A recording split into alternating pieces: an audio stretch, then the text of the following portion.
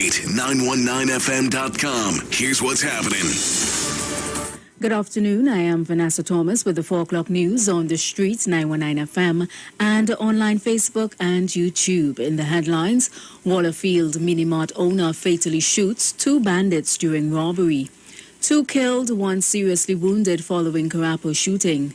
Skeletal remains found in Sangre Grande, and internationally, U.S. President Joe Biden sets new rules as air travel to the U.S. reopens. And now the news in detail. An attempt to rob a minimart in Wallerfield last night has left 2 of the robbers dead and an off-duty police officer wounded, with a 3rd robber on the run. The incident reportedly occurred around 8:40 p.m. when 3 armed men entered the minimart along Tractor Pool Road in Wallerfield and announced a hold-up. According to reports, the suspects allegedly attacked one of the customers when an off-duty officer as well as the business owner pulled out their respective weapons on the suspects. There was subsequently an exchange of gunfire. The off-duty officer was shot in the right leg. 2 of the 3 suspects were found dead on the ground outside the mini-mart. They are yet to be identified. A 3rd suspect remains at large. A father of 4 was among 2 killed in Carapo last night. 42-year-old Nyron Philip of Carapo Main Road died instantly after he was shot while at the home of a friend and his mechanic, 33-year-old Richie Ragu. The incident occurred around 9:25 p.m. last evening when Philip and Ragu were at Ragu's home in Carapo and an armed gunman entered and opened fire on them.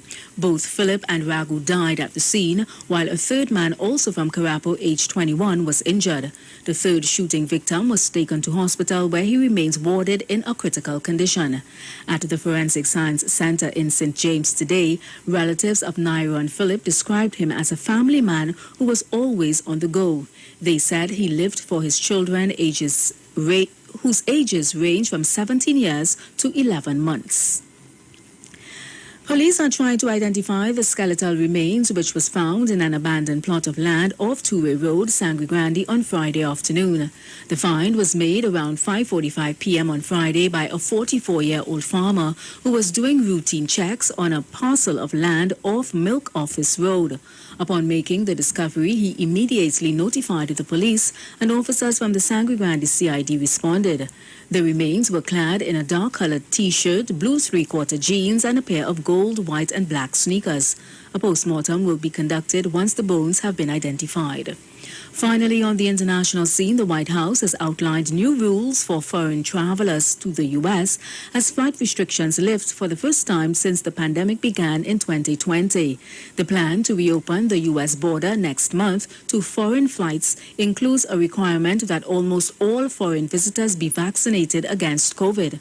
The U.S. travel ban has grown to include dozens of countries, including the UK, much of Europe, China, and India.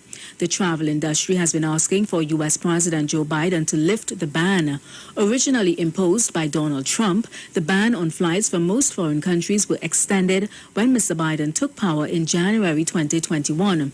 The rule bans most visitors from Brazil, China, South Africa, the UK, and 26 countries in Europe, Ireland, India, and Iran. And that was the 4 o'clock news on the street, 919 FM, and online Facebook and YouTube. Recapping the headlines, Wallerfield Minimart owner fatally shoots 2 bandits during robbery. 2 killed, 1 seriously wounded following Carapo shooting. Skeletal remains found in Sangre Grande, and internationally, U.S. President Joe Biden sets new rules as air travel to the U.S. reopens. Do enjoy your afternoon and continue to be safe. I am Vanessa Thomas. Aisha Wells, she's up next.